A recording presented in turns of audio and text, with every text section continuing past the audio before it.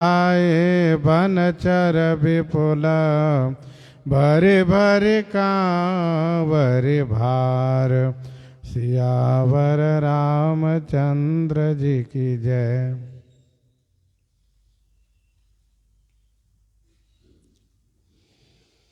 गोस्वामी जी महाराज पूर्व प्रसंग में वर्णन किए। श्री गुरु वशिष्ठ जी महाराज ने महाराजा श्री मिथिलेश जी से यह कहा कि हे राजन, आप धैर्य धारण करें। अन्य जो मुनि लोग हैं वे सब जहाँ तहाँ सबको उपदेश कर रहे हैं कि आप सब धैर्य धारण करें।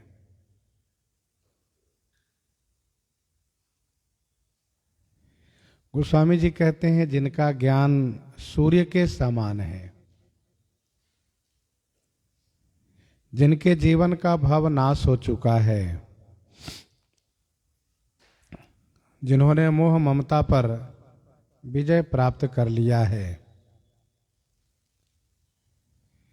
जिनके ज्ञान से अनेक मुनि रूपी कमल विकसित होते हैं, ऐसे हैं श्री जनक जी महाराज। मोह अहंता युक्त होता है, ममता परिवार संबंध से होती है। क्या श्री जनक जी में कोई मोह ममता है? तो गोस्वामी जी ने कहा नहीं। यह तो श्री सीताराम जी के स्नेह का बड़प्पन है। भगवान श्री सीताराम जी में कोई न कोई संबंध होना ही चाहिए। पंचरसात्मिका भक्ति है, दास्य है, सख्य है, वात्सल्य है, श्रृंगार है और शांत है।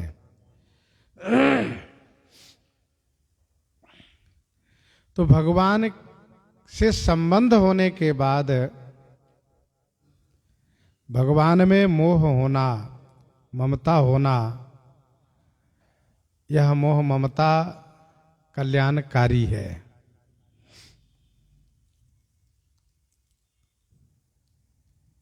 संसार में तीन तरह के जीव होते हैं। एक विषयी होते हैं, दूसरा एक साधक होते हैं, तीसरा एक सिद्ध होते हैं।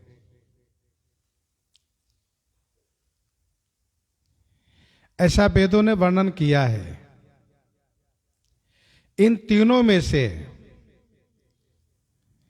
राम स्नेह सरस मन जासु, साधु सभा बड़ आदरतासु, राम स्नेह सरस मन जासु।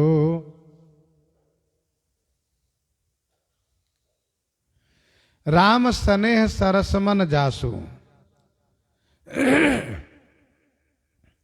जासु मन राम स्नेह सरस। जिनका मन श्री राम स्नेह में सरस है, साधु सभा में तासु बड़ आदर, उनका बड़ा आदर होता है।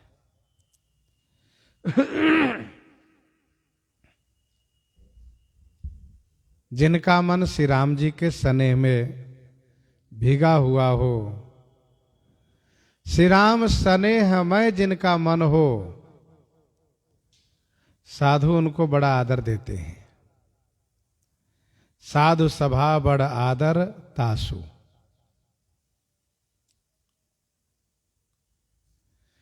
वैसे साधु सभा में जिनका कोई पहचान न हो और जिनके जीवन में श्री राम भक्ति ना आई हो, उनका जीवित रहना, जीना कोई सुखद नहीं माना जाता है।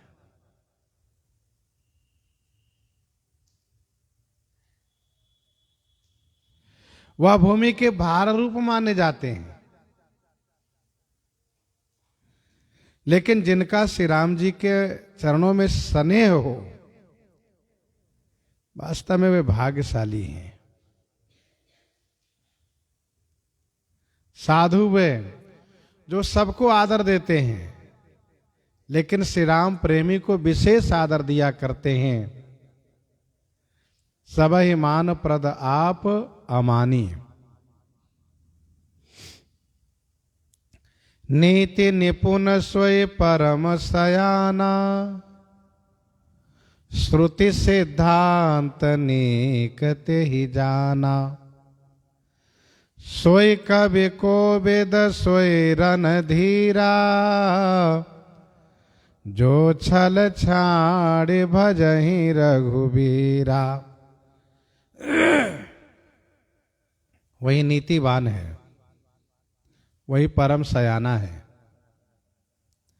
उसने ही वेद के सिद्धांत को अच्छी तरह से जाना है। वही कवि है, वही कोविद है, वही रणधीर है, जो निश्चल भाव से श्री राम जी के चरणों में अनुरक्त हो गए हैं।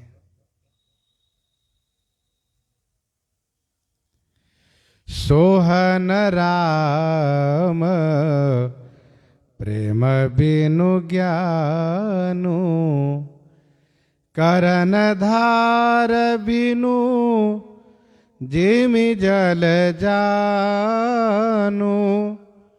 करन धार बिनु जिमि जल जानु। सोहन राम प्रेम बिनु ज्ञानु।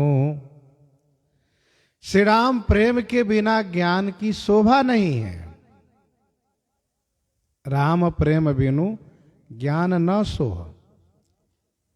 ज्ञान शोभित नहीं होता है, उस ज्ञान की कोई शोभा नहीं है।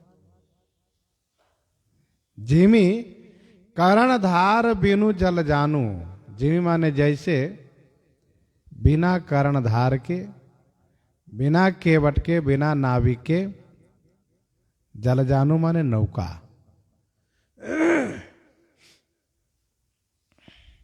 नौका तभी तरती हैं और तारती हैं जब वह नाविक युक्त होती है, केवट युक्त होती है। अकेली नौका ना तो तर सकती है न तार सकती है।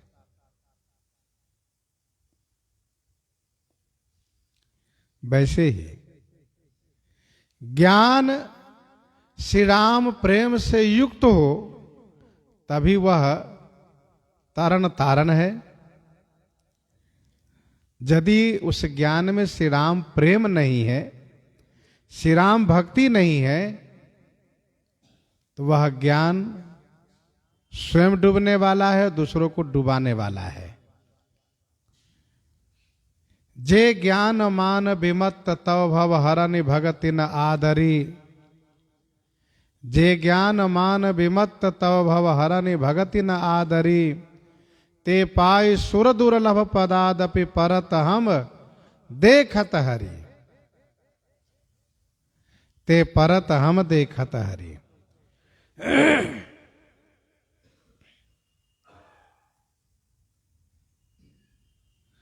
तो सोहन राम प्रेम बिनु ज्ञानु। करन धार बिनु जिमि जल जानु। अर्थात श्री जनक जी महाराज को इस प्रकार से शोकाकुल होना, विह्वल होना, रुदन करना, यह इनके ज्ञान की शोभा है।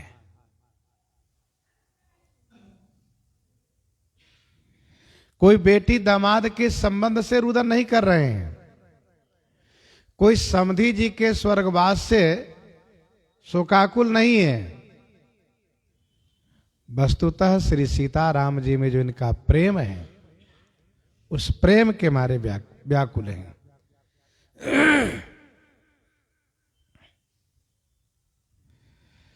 तो ज्ञान स्वतंत्र रूप से तारक नहीं है, क्योंकि ज्ञान पंथ कृपान कई धारा।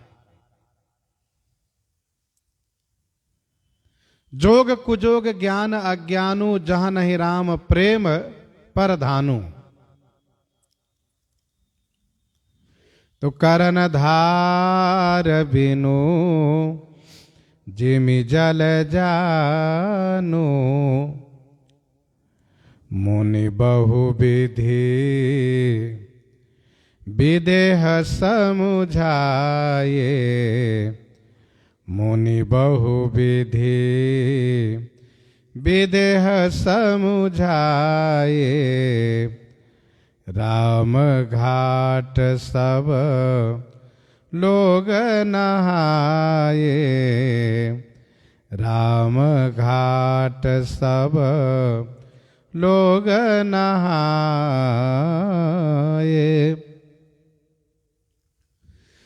मुनि बहुविधि विदेह समुझाए, राम घाट सब लोग नहाए। मुनि बहुविधि माने बहुत प्रकार से श्री विदेह राज जी को समझाए। महामुनि श्री गुरु वशिष्ठ जी महाराज विदेह राज जी को बहुत प्रकार से समझाए। राम घाट सब लोग नहाए, और सब लोग श्री राम घाट में स्नान किए।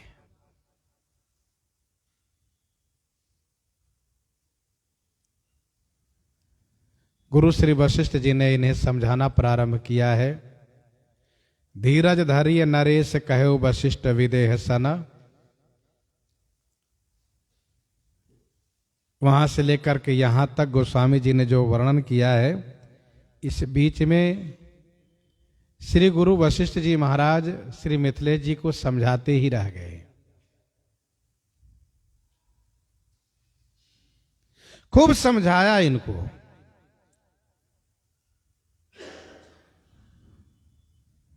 ज्ञान की बात कह कह करके ज्ञान शिरोमणि परम प्रेमी श्री मिथिलेश जी को श्री गुरु वशिष्ठ जी ने समझाया, और इसके बाद सब लोग श्री राम घाट में स्नान किए। राम घाट सब लोग नहाए। वह राम घाट जहां श्री राम जी स्नान किया करते हैं, वह राम घाट है। सब लोग वहां स्नान किए। सकल शोक संकुल नर नारी, शोभासर बीते बिनु बारी। शोभासर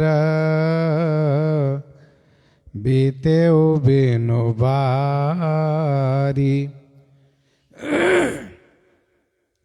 सकल शोक संकुल नर नारी। सकल शोक संकुल नर नारी।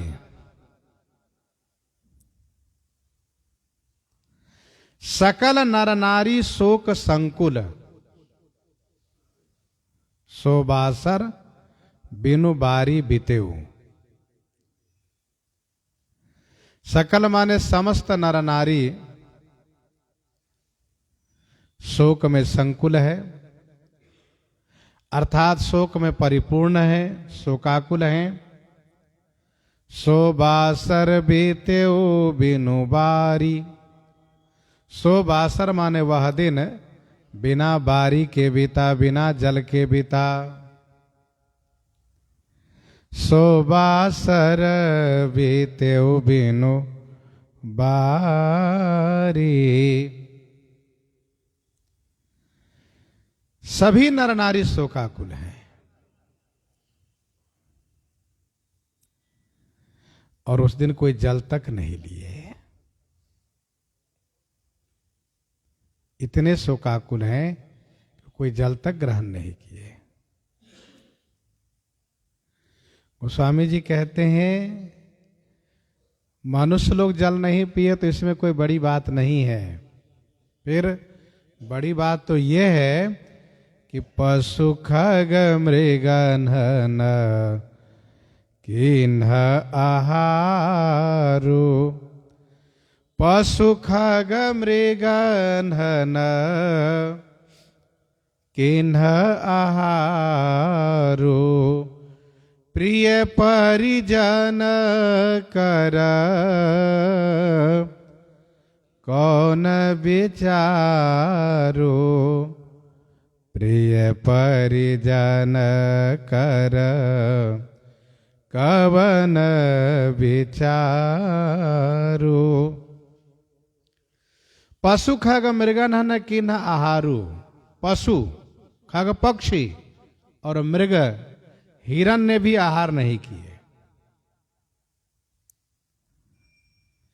फिर प्रिय परिजन कर कवन विचारू, ये प्रिय परिजन माने कुटुंबी लोगों का क्या विचार करें।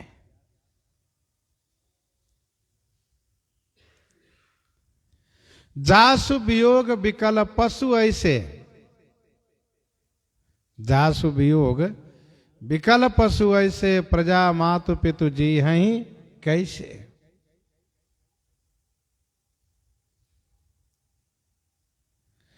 कोई चारा तक नहीं लिए पशु पक्षी, फिर ये प्रिय परिजन लोग क्या लेंगे। सब प्रेम में शोक में डूबे हुए हैं, सब शोकाकुल हैं। दो समाज निमिराज रघुराज नहाने प्रात, बैठे सब बट बिटप तर, मन मलिन कृष गात, मन मलिन कृष गात। दो समाज निमिराज और रघुराज। निमिराज अर्थात निमिराज महाराज निमि के वंशज, निमिराज माने महाराज निमि के वंशज जनकपुर वाले। रघुराज अर्थात महाराज रघु के वंशज अयोध्या वाले। निमिराज समाज और रघुराज समाज,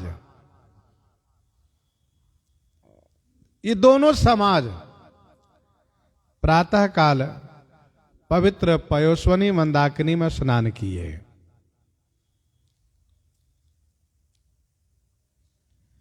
सब के सब बिटप वृक्ष की छाया में बैठे हैं। मन मलिन कृषगात, सबका मन मलिन है और गात माने शरीर, कृष माने दुर्बल है।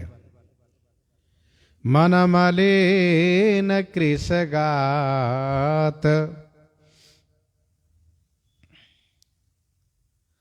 बट छाया वेदिका बनाई, सिय निज पानी सरोज सुहाई। बट छाया वेदिका बनाई, सिय निज पानी सरोज सुहाई।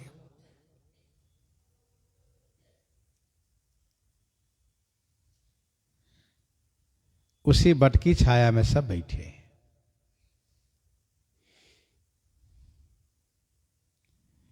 अयोध्या के लोग जब आए तब भी सब शोकाकुल हो गए थे यहां पर आकर के। कब? जब गुरु श्री वशिष्ठ जी महाराज ने महाराज के स्वर्गवास पर चर्चा किए तब।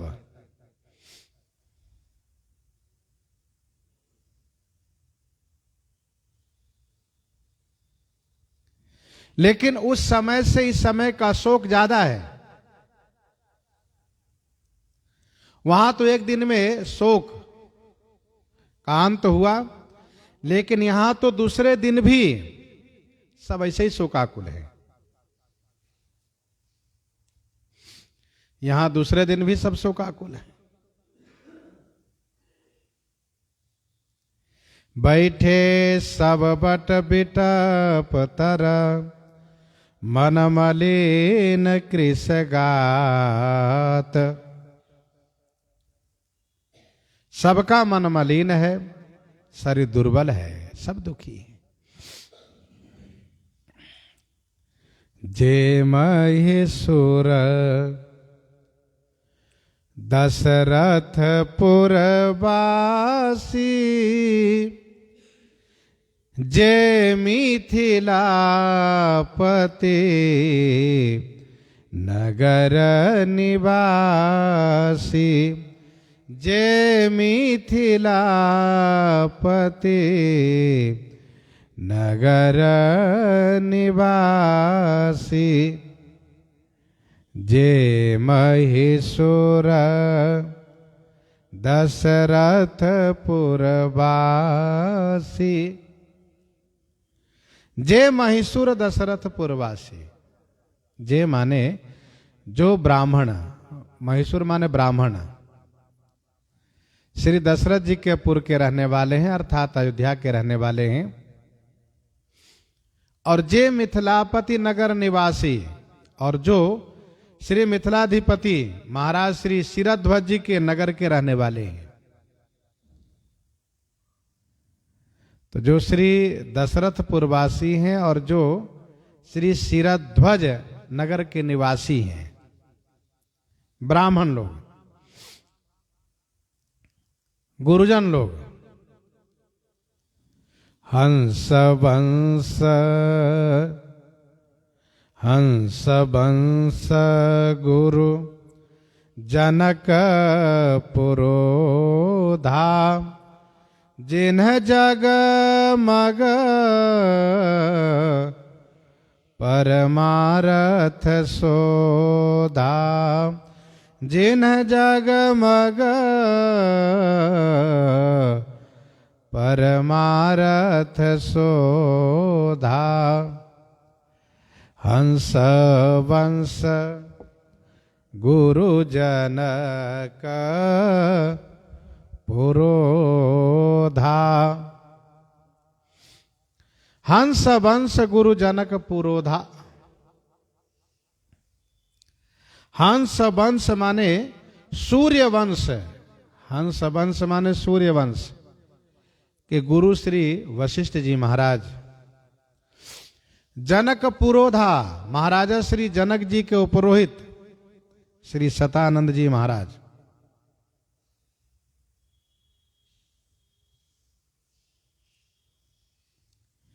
जिन्ह जगमग परमारथ सोधा। जिन्होंने जगत में परमार्थ मग शोधा। जिन्होंने जगत में परमार्थ मार्ग का शोध किया है, खोज किया है।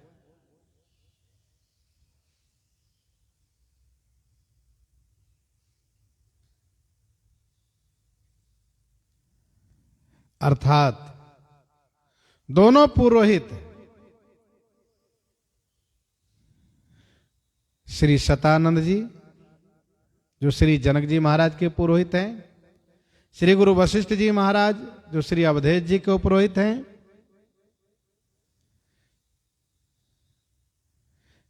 जगत में ही इन्होंने परमार्थ का मार्ग खोज कर लिया है। जगत में, परिवार में, संसार में इन्होंने परमार्थ का मार्ग खोज कर लिया। अर्थात परिवार में रह करके परलोक बनाया जा सकता है, यह इन दोनों महापुरुषों ने खोज किया है।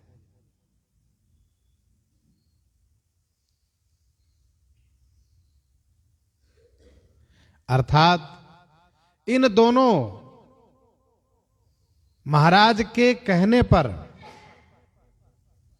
जो व्यक्ति चलेगा उनका लोक और परलोक दोनों बन जाएगा।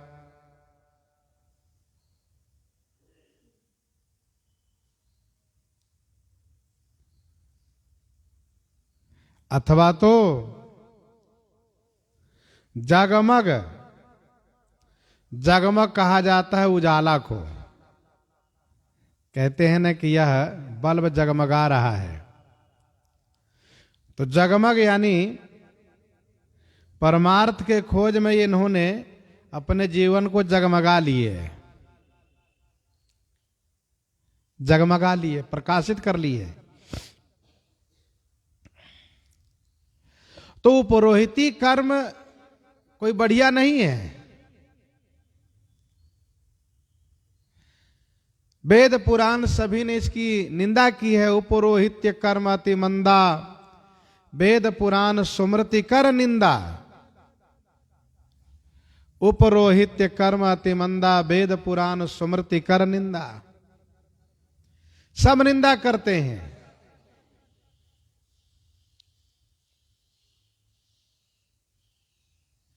लेकिन इन दोनों गुरुजी ने वो पुरोहिती कर्म से ही भगवान श्री सीताराम जी को प्राप्त कर लिए। यही है कि जगत में, कुटुंबी में, परिवार में रह करके परलोक बना लेना। लोक तो बना ही, परलोक भी बना।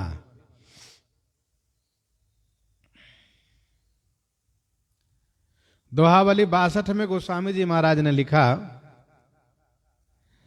कि जथा लाभ संतोष सुख, जथा लाभ संतोष सुख रघुवर चरण स्नेह। जथा लाभ संतोष सुख रघुवर चरण स्नेह, तुलसी जौ मन खुंद सम कानन बसहि की गेह। जथा लाभ संतोष सुख रघुवर चरण स्नेह। जथा लाभ में संतुष्ट हो, श्री राम जी के चरणों में स्नेह हो। और यदि अपना मन अपने बस में है तो चाहे वन में रहो चाहे घर में रहो, कल्याण ही कल्याण होगा। तुलसी जौ मन खुंद सम, घोड़े का पांव एक ही जगह उठता है बैठता है, अर्थात घोड़ा जो होता है वह पांव उठाता है रखता है एक ही जगह। तो जिसका मन इस प्रकार से नियंत्रित हो। वहीं दोहावली 256 में गोस्वामी जी ने लिखा कि घर किन्हे घर जात है, घर किन्हे घर जात है, घर छाड़े घर जाए। तुलसी घर वन भी चही, राम प्रेम पुर छाई। राम प्रेम पुर छाई।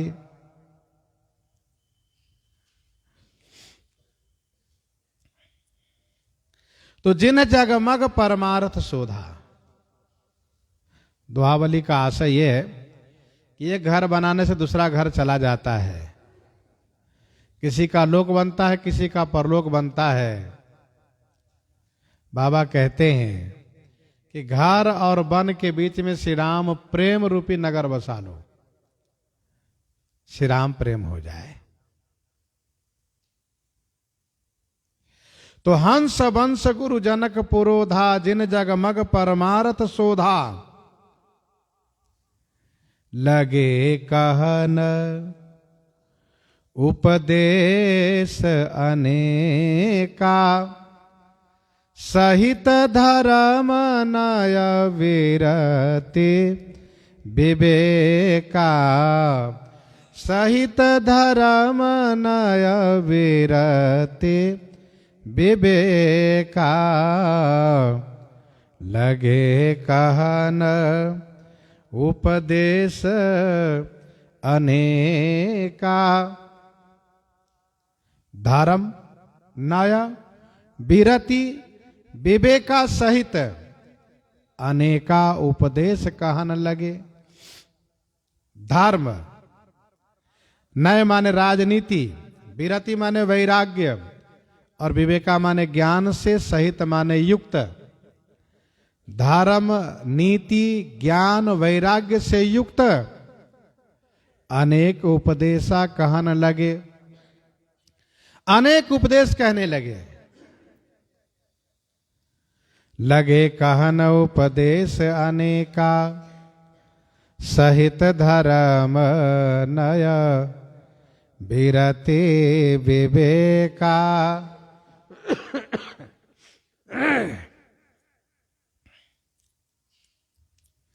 लगे कहन उपदेश अनेका, सहित धर्म नय विरति विवेका।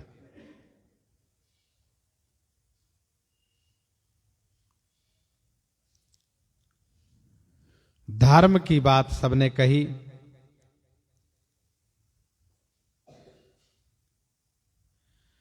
और नीति की बात कही, वैराग्य की बात कही, ज्ञान की बात कही।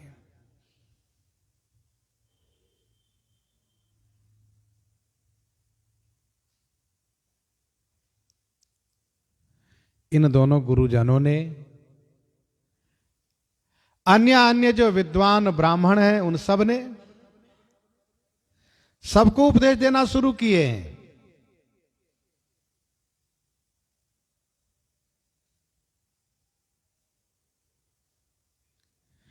धर्म की बात सबने कही है। जीवन धर्ममय ही होना चाहिए, अर्थमय नहीं।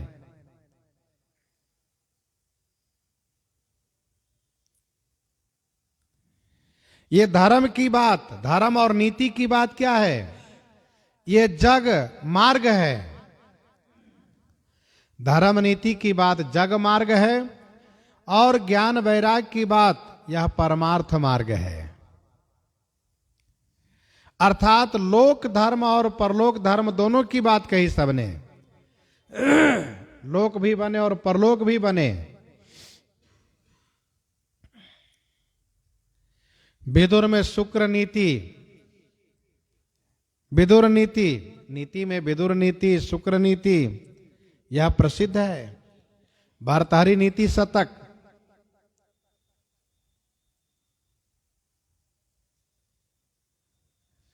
वैराग्य, वैराग्य अर्थात सांख्य शास्त्र की बात कही। ज्ञान अर्थात वेदांत की बात कही।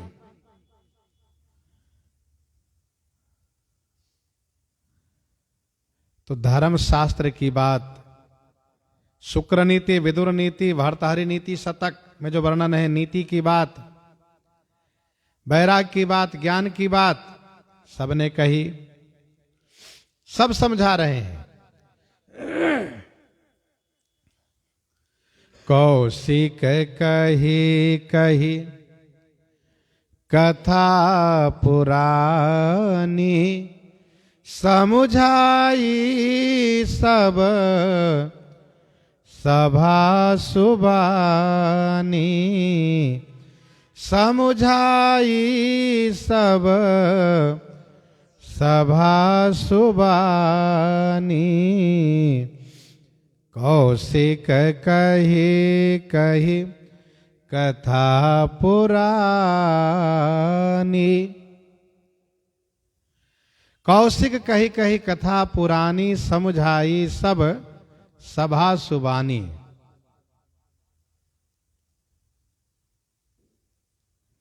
कौशिक श्री विश्वामित्र जी महाराज ने पुरानी कथा कही कही, सब सभा को सुबानी माने सुंदर वाणी से समझाए।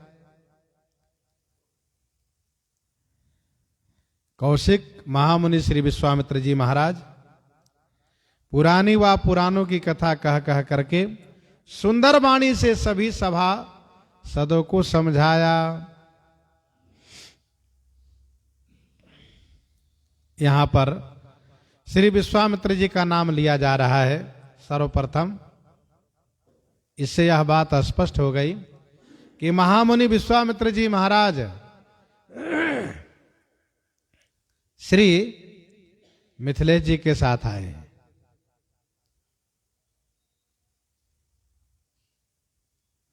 श्री विश्वामित्र जी महाराज पुराणों की कथा, पुरानी पुरानी कथा कहने में बड़ी रुचि रखते हैं, बड़े उत्साह और उमंग से कहते हैं। कथा में नवीनता होती है, सुनने में सुनने वाले को उत्साह होता है। भगत हेतु बहु कथा पुराना कहे विप्र यद्यपि प्रभु जाना। भगत हेतु बहु कथा पुराना कहे विप्र यद्यपि प्रभु जाना। कहत कथा इतिहास पुरानी रुचि रजन जुग जाम सिरानी।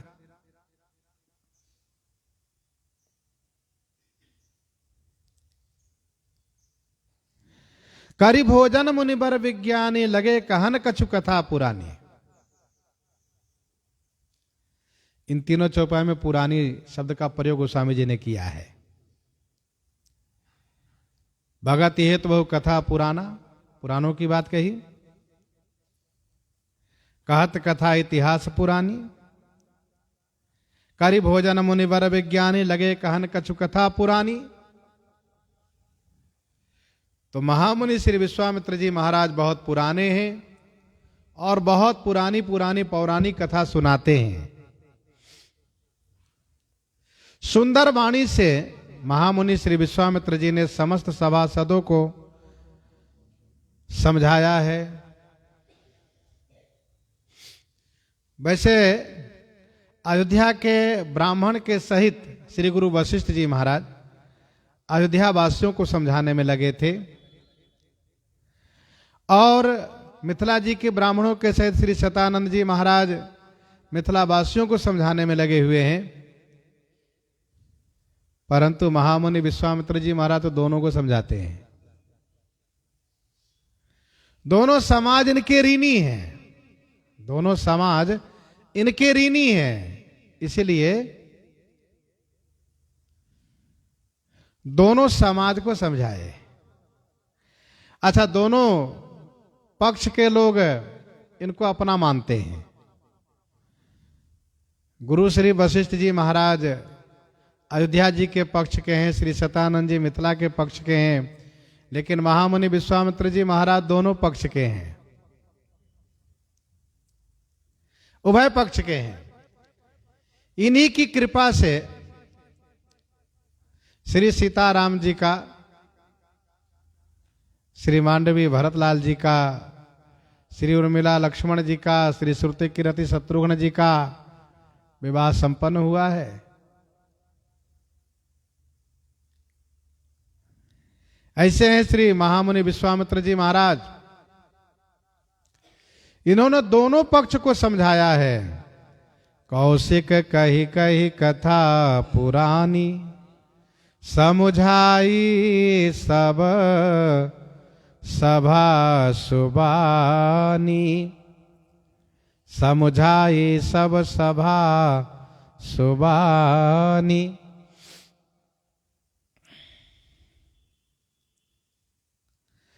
तब रघुनाथ कौशिक कहे कहे ओ नाथ काली जल बिनु सब रहे ओ। तब रघुनाथ कौशिक ही कहे ओ नाथ काली जल बिनु सब रहे ओ। तब कब? जब महामुनि श्री विश्वामित्र जी ने दोनों को समझाया है, दोनों पक्ष को, तब श्री रघुनाथ जी ने महामुनि श्री विश्वामित्र जी से कहा, गुरु जी से कहा, गुरुदेव हे नाथ, सब लोग कल भी बिना जल के रहे हैं, अर्थात कल सब निराजल थे। आज दूसरा दिन भी 2:30 पहर बीतने जा रहा है और कोई जल तक नहीं लिए हैं, कोई जल तक नहीं लिए हैं।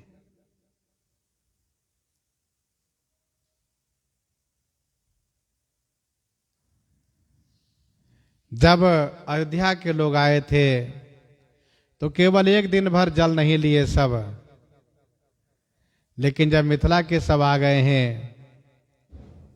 तब 2 दिन तक जल नहीं लिए, दूसरे दिन भी 2:30 पहर तक जल नहीं लिए। इतना अधिक सुख है।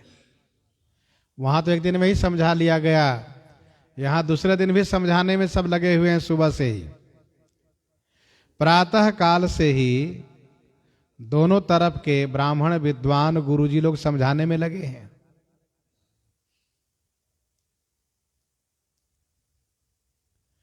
श्री रघुनाथ जी ने महामुनि विश्वामित्र जी से कहा, गुरुदेव, हे नाथ, सब लोग बिना जल के कल रह गए थे। यह बात श्री राम जी ने महामुनि विश्वामित्र जी से कहा, किसी और से नहीं कहा। क्यों? क्योंकि और इतने सामर्थ्यवान नहीं है कि दोनों को आदेश दे सके। अपने अपने समाज को आदेश दे सकते हैं, लेकिन महामुनि ऐसे सामर्थ्यवान है कि दोनों को आदेश दे सकते हैं। इनका दोनों पर पूरा अधिकार है, अयोध्या और मिथिला समाज।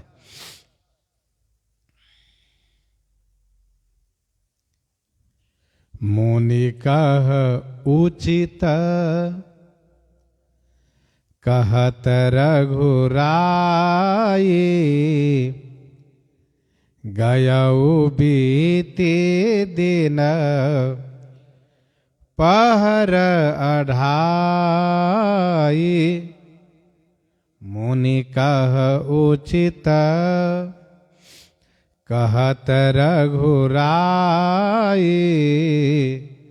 गयऊ बीते दिन पहर अढ़ाई।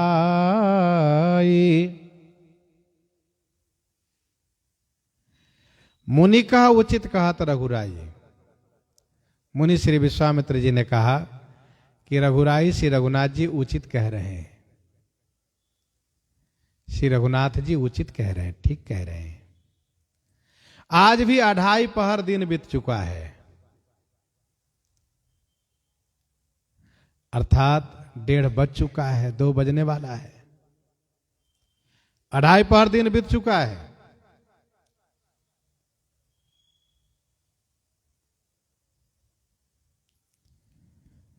तो महामुनि विश्वामित्र जी महाराज आदेश देने जा रहे थे। इसी बीच श्री मिथिलेश जी महाराज कुछ निवेदन करने लगे। ऋषि रुख लखि कहते रहु ते राजू, यहाँ उचित नहीं आसन अनाजू। ऋषि रुख लखि कह तिरहु ते राजू, यहाँ उचित नहीं आसन अनाजू। ऋषि के रुख लख करके, ऋषि महामुनि विश्वामित्र जी के रुख को लखी माने देख करके कि महामुनि भोजन के लिए सबको आदेश देने जा रहे हैं।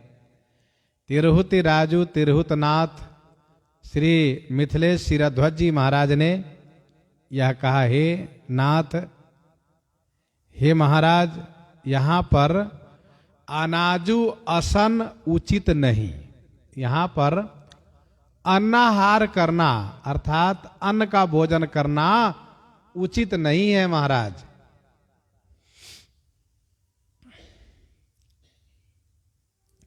ऋषि रुख लखी कहते रहुति राजू। पहले ही निवेदन कर देना मिथिलेश जी ने उचित समझा, क्योंकि जब आदेश हो जाएगा तो फिर कहने पर संकोच होगा, इसलिए पहले ही कहा।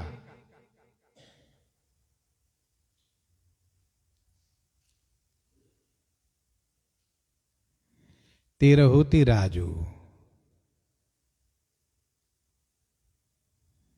ये तिरहुत नाथ हैं श्री मिथिलेश जी महाराज।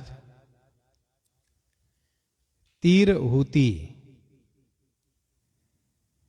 तिरहुति का मतलब होता है कि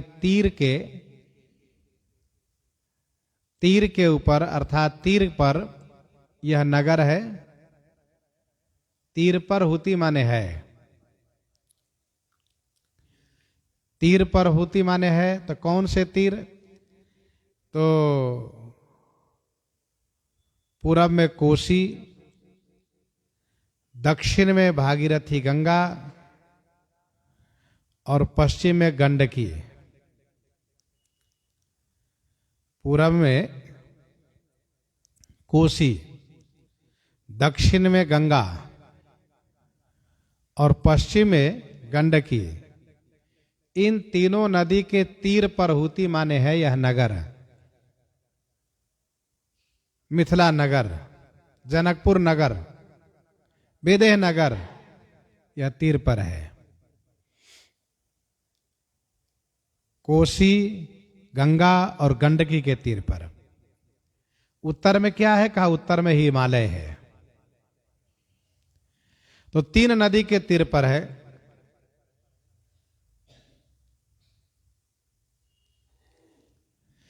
अच्छा, विशेष पवित्र नदियों का प्रवाह उन क्षेत्रों से ही है। तो तीर होती माने तीर पर है। दूसरा इसका अर्थ किया जाएगा तीर होती। तो तीन महापुरुष नित्य हवन किया करते हैं। कौन कौन? कहा महामुनि विश्वामित्र जी, महामुनि श्री याज्ञवल्क्य जी महाराज और महामुनि श्री गौतम जी महाराज। विश्वामित्र जी, याज्ञवल्क्य जी, गौतम जी तीनों हमेशा हवन करते रहते हैं, यज्ञ करते रहते हैं। हवन मतलब नित्य यज्ञ करते रहते हैं। ऐसे है तिरहुती है। इन सामर्थ्यवान तीन महापुरुषों के द्वारा सुरक्षित है यह नगर। ऋष रुख लखी कह तिरहुति राजू, यहां उचित नहीं असन अनाजू। तो भोजन करना क्यों उचित नहीं है? श्री मिथिलेश जी कहते हैं कि यहां पर श्री राम जी फलहार कर रहे हैं, अयोध्या वाले लोग भी फलहार ही कर रहे हैं। अब हम लोग आहार कर रहे हैं तो ये ठीक नहीं है।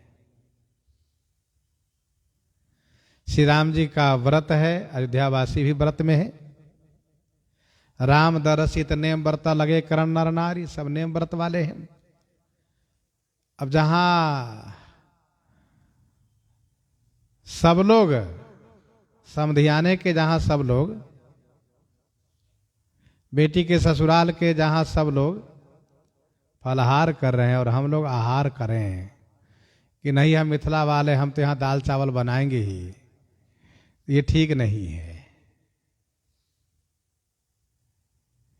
यहां उचित नहीं असन अनाजू। श्री मिथिलेश जी महाराज ने समयोचित बात कही है। दूसरा भाव इसका यह भी है कि हम लोग चित्रकूट में आए हैं,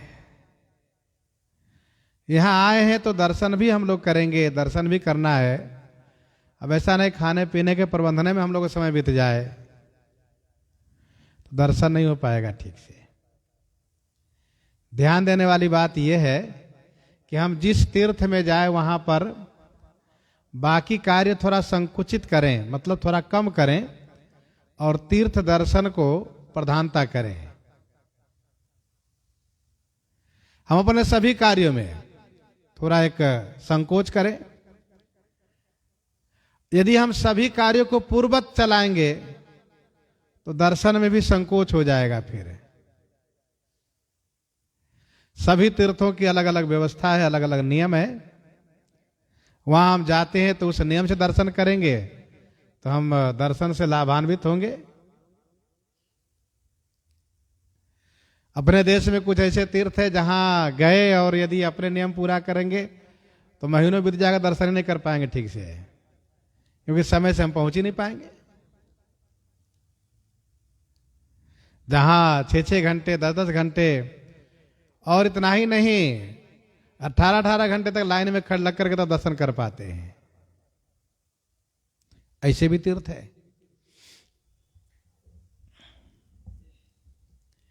अभी आने वाला समय है हम लोग के अयोध्या जी में, जो लोग उत्साहित हैं, बाहर से किसी का फोन आता है तो वे कहते हैं महाराज जी यदि रात्रि भर लाइन में लगना पड़े तो रात्रि भर रह लेंगे, कोई बात नहीं, लेकिन बिना दर्शन के तो नहीं लौटेंगे। अब इतनी श्रद्धा है, इतना उत्साह है। और यदि आप कहीं लाइन में लग के दर्शन किए होंगे तो आपको पता होगा, बहुत दूर तो हम लोग नहीं गए हैं। जब त्रंबकेश्वर भगवान महादेव के दर्शन में गए और वहां पर लाइन को देखा तो कहा अरे बाप रे, इतनी लंबी लाइन है। पता चला कि कल से ही लाइन में लगे हैं, ऐसा कहाँ। और हम अभी पहुंचे हैं, वो कल ही से लाइन में लगे हैं। वहां तो भोलेनाथ की कृपा थी और बाबा जी का बेश का महत्व था, बाबा जी के बेश का महात्मा था।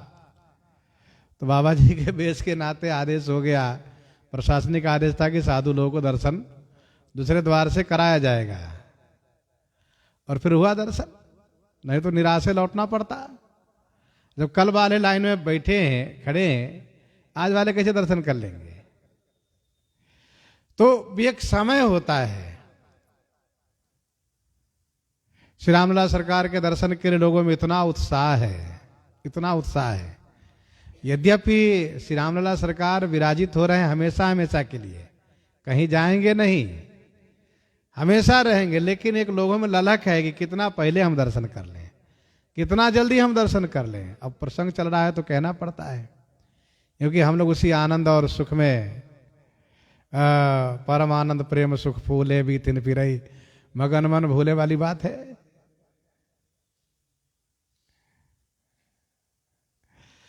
तो दर्शन के लिए अब मान लो कि सब भोजन का प्रबंधन करेंगे तो चूल्हा जलाओ, भोजन बनाओ, पाओ, कितना समय लगेगा, फिर दर्शन में परेशानी होगी कि नहीं।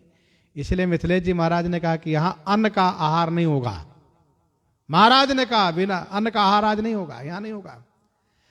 अच्छा, हम लोग जब भी परिक्रमा की यात्रा किए हैं, 84 कोस वाली परिक्रमा की यात्रा, तो उसमें नियम ये बना कि एक टाइम ही भोजन बनेगा भाई, एक टाइम एक समय, तभी सुखद यात्रा रहेगी। और ऐसे ही हुआ है, जब भी यात्रा हुई है उन यात्राओं में यही हुआ है। अब कहे नहीं कि हम 10 बजे भोजन ही करेंगे तो नहीं होगा, 12 बजे नहीं होगा, 11-12 बजे, 10-11 बजे, 11 बजे के लमसम बाल भोग थोड़ा बहुत होगा, व्यवस्था बनेगी। फिर 2-3 बजे भोजन होगा, रात्रि के भोजन का चक्कर न रहे, फिर प्रातः से यात्रा शुरू होगी। तो इन सब बातों को कहने का यहां पर अभिप्राय यह है कि तीर्थ में हम जाएं तो वहां पर अपने नियम में थोड़ा संकुचित करें, नियम बदल दें, फिर जीवन धर्म प्रधान होता है। श्री मिथिलेश जी महाराज ने जब कहा कि यहां उचित नहीं असन अनाजू, तो श्री मिथिला जी से आए हुए सभी लोगों ने कहा महाराज ठीक कह रहे हैं, ठीक कह रहे हैं। कहा भूप भल सब ही सुहाना, यह है उत्साह, श्रद्धा। सब ने कहा महाराज ठीक कह रहे हैं। कहा भूप भल, भूप ने भल कहा माने अच्छा कहा, सब ही सुहाना। फिर अब दूसरे समय का स्नान हो जाए। भाई 1:30 बज चुका है, अभी तक तो स्नान हुआ ही नहीं, 2 बजने जा रहा है और दूसरे समय का दूसरा स्नान बाकी है अभी। तो हुआ चलो स्नान करें, हम लोग चले। अब ये नहीं मन में कि भोजन हुआ कि नहीं, कुछ लोग कहते भोजन नहीं किया तो नहाए काहे के लिए। और फिर खास करके सर्दी में स्नान से लोग बहुत घबराते हैं।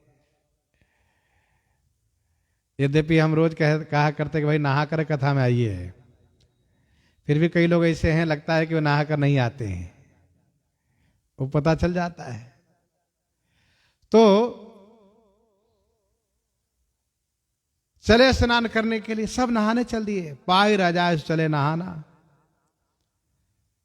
अब सब नहाने चले गए तो श्री राम जी उन सब को प्रेरित कर दिए। किन सब को? जिन कोल किरातों ने श्री राम जी के चरणों में अपने आप को समर्पित कर रखा है कि हम सेवक परिवार समेता नाथ न सकुचब आय सुदेता, उन कोल किरातों को श्री राम जी प्रेरणा किए, उनके हृदय में स्वतः विचार आया। इन कोल किरातों ने इस बात को कहा भी है कि सपने धर्म बुद्धि कस काऊ, ये आप लोगों को फलहार करावें, आप लोगों को जल पिलावें, आप लोगों की सेवा करें, ये विचार हम लोगों में कभी था ही नहीं। हम तो केवल मारते थे, लूटते थे। लेकिन जब से श्री राम जी का दर्शन किया है हम लोगों ने, तब से हमारे हृदय में धर्म विचार आ गया है। अतिथियों को सेवा करनी चाहिए, अतिथि देवो भव, मेहमानों को, पाहुन को खिलाना पिलाना चाहिए, यथाशक्ति तथा भक्ति होनी चाहिए। और महाराज हम वैसे सेवा के लायक तो नहीं कि बढ़िया बढ़िया हम लोग आपके लिए भोजन बनावे। मान लो कुछ भोजन बनाए भी तो हम लोग छुआ भोजन कहेंगे नहीं नहीं ये तुम लोग छुआ नहीं पाएंगे। इसलिए हम लोगों का सबसे बढ़िया, हम लोग की सेवा सबसे बढ़िया ये है कि कंद मूल फल बढ़िया बढ़िया, कहीं कहीं स्वाद भेद गुण नामा, ये कह करके देते हैं। तो श्री राम जी से प्रेरित होकर के ते ही अवसर फल फूल दल मूल अनेक प्रकार, लैयाए बनचर विपुल भरी भरी कांवरी भार, भरी भरी कांवरी भार। तेहि अवसर फल फूल दल मूल अनेक प्रकार, तेहि अवसर माने उसी समय में फल फूल दाल मूल अनेक प्रकार से, अनेक प्रकार के फल फूल दाल मूल, ये वनचर वन में विचरण करने वाले कोल किरात, विपुल माने बहुत से, कांवरी भार भरी भरी लई आए। तेही अवसर अर्थात उसी समय में, किस समय में? जिस समय में सब नहाने गए हैं। अब नहा के आवे तो कुछ आहार होना चाहिए, फलहार हो। तो तेही अवसर फल फूल दल मूल अनेक प्रकार, अनेक प्रकार से कंद मूल फल फूल दल सब ले आए, थोड़ा थोड़ा नहीं लाए। कांवरी भार भारी भारी, भार माने बोझ सिर पर लाद करके, और कांवरी माने वह कांवरिया कंधे पर लाद करके, बांस के मजबूत फट्टे के दोनों छोर पर, दोनों किनारे पर रस्सी के सीखे बने होते हैं, शिखर, और उसी में भर भर करके रख करके लाए हैं। अब कुछ फल ऐसे हैं कि जालीदार ही कांवरिया कांवर भार है, तो भर भर करके लाए, खूब पर्याप्त लेकर आए। तेहि अवसर फल फूल दल मूल अनेक प्रकार, लई आए बनचर विपुल भरी भरी कांवरी भार। इन कोल किरातों ने सोचा कि पहले कम लोग थे, अब ज्यादा हो गए। पहले केवल अयोध्यावासी थे, मिथिलावासी भी हो गए। इसलिए पर्याप्त सेवा बढ़ाते हुए सब लेकर आ गए। लैयाए बनचर विपुल भरी भरी कांवरी भार। अब इतने कंदमूल फल कहां से आए? गोस्वामी जी कहते हैं कामद भे गिरि राम प्रसादा, कामद भे गिरि राम प्रसादा, अवलोकत अपहरत विषादा, अवलोकत अपहरत विषादा। राम प्रसादा गिरी कामद भे। श्री राम जी के प्रसाद से, श्री राम जी की कृपा से चित्रकूट के सभी गिरी माने सभी पर्वत कामद भे। कामद भे माने कामनाओं को देने वाले हो गए। जिस पर्वत पर आप जाएंगे, जहां जाएंगे, जो चाहेंगे वहीं मिलेगा। कामद भे गिरिराम प्रसादा। अवलोकत अपहरत विषादा। अवलोकत माने देखते ही, विषादा अपहरत, विषाद को अपहरण करते हैं। अवलोकत अपहरत विषादा कामद भे गुरु गिरी राम प्रसादा।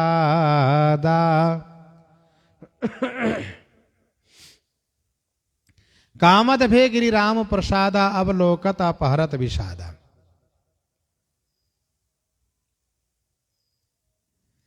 श्री राम जी की कृपा से सभी पर्वत कामनाओं को देने वाले हो गए।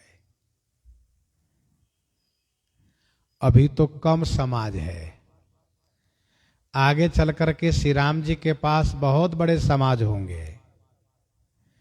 समाज बानर भालुओं के होंगे, और कितनी संख्या में ये होंगे कहा कोई संख्या गिनती में नहीं होगी। अनगिनत संख्या, असंख्य संख्या में ये समाज होंगे,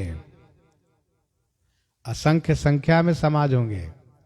और तब इन सब का पेट कैसे भरेगा? तो गोस्वामी जी उस समय में कहेंगे कि सब तरु फरे राम हित लागी, ऋतु और कुरितु काल गति त्यागी। सब तरु फरे राम हित लागी, ऋतु और कुरितु काल गति त्यागी। छोटे छोटे पेड़ फल गया जिसका अभी समय नहीं हुआ था। उस पेड़ से पूछा गया क्यों जी अभी कैसे फल लग गए? कहा अभी मौका है, बाद में चाहे भले फल लगे ना लगे। हाँ, काल गति त्यागी। अच्छा, ऋतु पा करके तो सभी में फल होता है। ऋतु माने समय पा करके समय फल लगता है। यहां कुऋतु, खराब ऋतु में, अर्थात जिनका समय नहीं हुआ है, उनमें फल लग गया। उनसे पूछा गया भाई अभी फल कहाँ? हाँ, श्री राम जी की सेवा है। देखो, श्री राम जी सब में रम रहे हैं। राम माने सब में रमते हैं, जड़ चेतन सब में। तो श्री राम सेवा जितनी हो जाए उतना ही अच्छा है। ऋतु और कुऋतु काल गति त्यागी। दोहाबली में गोस्वामी जी ने लिखा, दोहाबली में गोस्वामी जी महाराज ने लिखा 173 में, बिना ही ऋतु तरुवर फरत, बिना ही ऋतु तरुवर फरत, शिला द्रवत जल जोर। बिना ही ऋतु तरुवर फरत, शिला द्रवत जल जोर। राम लखन सिय करी कृपा, जब चितवत जेहि ओर, जब चितवत जेहि ओर। श्री राम लक्ष्मण और श्री सियाजू कृपा करके जिधर देख देते हैं ना, तो बिना ही ऋतु तरुवर फरत, बिना समय के वृक्ष फलने लगता है। और पहाड़ से झरने निकलते हैं ना, श्री सीताराम जी की लक्ष्मण जी कृपा हो जाने से नीरस पत्थर से जल निकलने लगता है। शिला द्रवत जल जोर। हाँ, यह है कृपा का अद्भुत चमत्कार। यह है कृपा का अद्भुत चमत्कार है। कृपा में असंभव संभव दिखता है, अनहोनी होनी दिखती है। तो कामद भे गिरि राम प्रसादा, अवलोकत अपहरत विषादा। श्री राम सेवार्थ सभी चित्रकूट के पर्वत फल फूल पत्ते से हरे भरे हो गए। सब प्रकार के फल लगे हुए हैं। जिनको जो फल चाहिए वह सब प्राप्त हो रहा है। वैसे समय पर आम का समय होता, उसमें किसी का महत्व नहीं रहता है। एक आम भी है, सेब भी है, अनार भी है, केला भी है, ये सब फले हुए हैं, अंगूर भी फले हैं, विभिन्न प्रकार के सब फल लगे हुए हैं। लताओं में किशमिश है, काजू है, ये सब बादाम है, सब फले हुए हैं, अखरोट है। तो कामद भे गिरि राम प्रसादा अवलोकत अपहरत विषादा, सब श्री राम सेवार्थ है।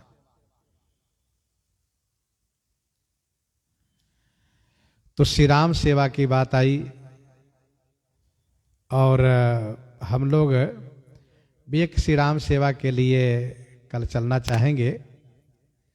तो प्रसंग को ही हृदयंगम करते हैं। अब प्रसंग में चर्चा करते हैं। पहले 2-4 मिनट श्री राम सेवा वाली बात। एक वह समय था जब कार सेवा की बात आती थी, समय उत्साह हो जाता था, भर जाता था। तो श्री राम जन्मभूमि के लिए उस समय में आंदोलन चल रहा था गिरफ्तारी देने की। कितना लोग गिरफ्तारी दे सकते हैं? तो महाराज समूह के समूह पहुंच जाए श्री राम जन्मभूमि के पास, जो अमावा मंदिर का परिसर है वहां, और वहां पहुंचे तो सबको पुलिस वाले अपना बस में भर लें और ले जाएं और छोड़ दें। वो इतनी प्रक्रिया रही। गिरफ्तारी कितने लोग दे सकते हैं? ये भी श्री राम सेवा रही। और विभिन्न प्रकार की श्री राम सेवा होती आई और श्री राम जी प्रसन्न हो गए सब पर। तो उनमें से एक सेवा कल है, जैसे माननीय प्रधानमंत्री जी के अयोध्या दौरा में रोड शो। अब रोड शो में जैसे कि धर्म पथ बना हुआ है, श्री राम पथ बना हुआ है, वैसे जो कार्य हो रहा है माननीय प्रधानमंत्री जी और मुख्यमंत्री जी द्वारा अयोध्या जी के हित में हो रहा है। और बहुत प्रतीक्षित, बहुत काल से प्रतीक्षित कार्य सब संपन्न हो रहे हैं। जिन कार्यों को बहुत पहले होना चाहिए वो अब हो रहे हैं। देश के आज़ाद होने के बाद भी लोगों ने बहुत प्रयास किए हैं, वे सब वंदनीय है जिन लोगों ने बहुत प्रयास किए हैं, लेकिन अब समय पर अब पूरा हो रहा है। अयोध्या जी की बात रही तो अयोध्या जी की बड़ी अपनी गरिमा है। और अयोध्या जी किसी जमाने में पूरे ब्रह्मांड की राजधानी रही है। चक्रवर्ती राजा यही हुआ करते थे। और भूमि सप्त सागर मेखला एक भूप रघुपति कोसला हमारे श्री राम जी थे। तो यह श्री राम जी की राजधानी श्री अयोध्या जी, राजा राम अवध राजधानी। तो अयोध्या जी में जो कार्य हो रहे हैं उसको कहने की आवश्यकता नहीं है, सब देख रहे हैं और देखते ही रहेंगे। बढ़िया बढ़िया आनंद है, जिधर लोग जाते उधर आनंद आता है। जो 4-6 महीने के बाद आते वो देखते हैं आँख खोल करके, अरे ये क्या हो गया, ये कहाँ क्या हो गया। और सब श्री राम जी की प्रेरणा से, मूल में सब श्री राम जी की प्रेरणा से हमारे श्री राम जी उन लोगों को अपने अनुकूल कर लिए हैं जिनके हाथ में देश की सत्ता दिए हैं, उन सब को अपने ओर प्रभावित किए हैं और मोड़े हैं। सब मुड़े हुए हैं अयोध्या जी की ओर और सब मुड़े हुए हैं। तो जिसमें एक प्रकार से मानिए उत्सव शुरू है कल ही से, अभी चलता रहेगा 22 जनवरी और फिर 22 जनवरी के बाद फिर तो लोगों का आना जाना, फिर आनंद ही आनंद। तो यहाँ पर मुख्य बिंदु ये था श्री राम सेवार्थ। रोड शो में वैसे बहुत सारे नियम होते हैं, प्रधानमंत्री जी की सुरक्षा को लेकर के तमाम सारे नियम बनाए गए होते हैं। आज ही ऋषि जी हमारे पैदल ही चल के आए, बेचारे को स्कूटी मिली नहीं, निकली नहीं वहाँ से, क्यों ऐसा ही तो है। तो उधर से इधर आने वाले को बड़ी परेशानी होती है आज, लेकिन कल फिर ठीक हो जाएगा। तो रोड शो में यहाँ के जो विशेष जो महापुरुष लोग कहिए वा ये कहिए यूँ कहिए जो व्यवस्था को देखने वाले हैं, जैसे कि यहाँ के जो मेयर हैं, विधायक हैं, सांसद हैं और जो लोग हैं सबकी इच्छा है, और महंत लोग हैं सबकी इच्छा है, और हम लोग तो संत होने के नाते महंत को ही वरीयता देते हैं। महंत लोगों की इच्छा है कि प्रधानमंत्री जी के रोड शो में सम्मिलित हो। तो सम्मिलित हो तो कैसे सम्मिलित हो, तो इसीलिए काफ़ी मंच बनाए जा रहे हैं। अब गिनती में काफ़ी हैं, एक एक मोहल्ले, एक एक क्षेत्र में भी कई महंत, बहुत महंत ही हैं। तो एक एक क्षेत्र के एक एक मंच एक एक लोग को सौंपा गया है। तो कल की मीटिंग में एक मंच इस दास को भी सौंपा गया। हमने कहा कि एक मंच हमारे अनुकूल दीजिए आप। तो ये हुआ कि आप मानस विद्यापीठ से है तो पहला मंच आपको दिया जाए। तो हमें बड़ी खुशी हुई कि भाई अयोध्या जी में मानस विद्यापीठ को पहला मंच मिलना ही चाहिए, उपयुक्त है, उचित लगा, बहुत अच्छा लगा। फिर थोड़ी देर के बाद यह हुआ कि मेयर साहब ने कहा कि पहला मंच पर संभवतः कुछ वरिष्ठ नेता लोग, कुछ ऐसे अधिकारी लोग आ जाएंगे, वहाँ पर वो आनंद रहेगा नहीं, इसलिए पहला छोड़ करके दूसरा मंच है। दूसरा मंच का मतलब ये है कि साधु वाला पहला मंच आप ही का रहे। हमने कहा ठीक है, अच्छी बात है। तो ये है मंच हम लोगों का है साकेत पेट्रोल पंप के पास, बाईपास से जहाँ उतरते हैं वहीं पास में कामधेनु आश्रम कह लीजिए, उसी के आसपास में संभवतः ये मंच होगा। क्योंकि उन्होंने कहा कि पहला मंच से 100 मीटर की दूरी पर ये दूसरा मंच रहेगा। तो हम लोग वहाँ पर चलेंगे, आप सब भी आइए, आप सबको हम आहूत करते हैं, आप सब आइए और बढ़िया तिलक चंदन लगा के आइए। ऐसा नहीं कि बिना तिलक चंदन के रहिए, सो नहीं। स्वरूप भाई वैष्णव के अनुरूप हो, देखना चाहिए। और बढ़िया ऐसा नहीं कि बढ़िया थोड़ा कपड़े भी पहन लीजिए और बढ़िया तिलक लगाए रहिए और फिर आइए और मंच पर हम लोग बैठते हैं। वहाँ पर जैसा बनेगा, जितनी जगह मिलेगी उतना जगह हम लोग कवर करेंगे, और फिर नहीं तो अगल बगल में खड़े भी रह लेंगे, कोई बात नहीं है, लेकिन वहाँ रहेंगे। तो एक अच्छी बात यह है कि वर्तमान समय यह है कि भाई साधुओं की प्रधानता दी गई है। तो ऐसा नहीं इन लोगों ने सोचा कि साधुओं को रोड पर खड़े ना कर दिया जाए, उनको बैठने की जगह दी जाए। तो कल के मीटिंग में था कि मंच पर्याप्त है, कौन मंच पर कौन रहेगा। आज तो समाचार यह है कि मंच के लिए सब परेशान है कि हमको मिले तो हमको मिले। तो सब लोग परेशान है, और मानव जी की कृपा है कि हम लोग को पहला मंच ही पहले मिल चुका है। अभी भी उसमें से एक जो व्यवस्थापक है उनका फ़ोन भी आया था लगभग 1:30 बजे कि आपका दूसरा मंच है। हमने कहा बिल्कुल मालूम है, और ध्यान रहे किसी को दीजिएगा नहीं।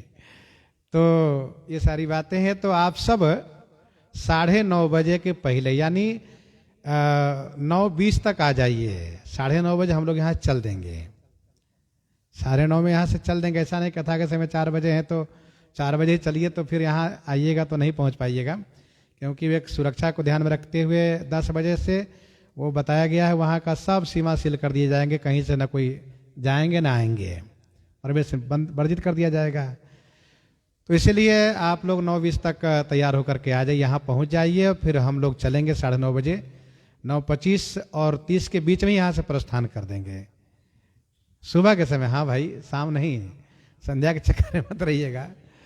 तो वैसे हम श्री गंगादास जी महाराज से पहले ही बात कर चुके हैं, त्यागी श्री राम बालकदास जी महाराज से, श्री अगस्त जी महाराज से बात कर चुके हैं। उन सब ने, श्री गंगादास जी महाराज भी कहे हैं कि हम आ जाएंगे, और श्री त्यागी जी हैं, श्री अगस्त जी हैं, वे लोग कहें कि वहीं हम लोग मिलेंगे, रोड पर ही वहीं मिल जाएंगे। तो इसलिए थोड़ा पहले 10 मिनट पहले ही प्रस्थान करें, 9:20 तक चलें यहाँ से।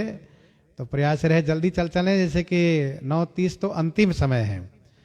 तो फिर इसके बाद हम लोग वहाँ पहुँचे, जल्दी से 10-15 मिनट पहुँच जाएं, बैठा जाए और फिर रोड शो का आनंद लें उनके आगमन पर। क्योंकि देश के तो प्रधानमंत्री है ही, साथ साथ श्री राम जी के प्रति हमारे प्रधानमंत्री जी और मुख्यमंत्री जी की ये कहिए कि अटूट व बिना नाप तौल की श्रद्धा है और प्रेम है। और उन लोगों को भी पता है, उन लोगों को भी मालूम है कि हमारी जो आज गरिमा है वह श्री राम जी की कृपा से है और श्री राम जन्मभूमि से है। इसलिए वे सब लोग बड़े श्रद्धावंत, बड़े उत्साहित हैं। तो इन प्रसंगों को यहीं पर हृदयंगम करते हुए आइए हम लोग श्री पार्वती मंगल से कुछ पंक्तियों का श्रवण करते हैं।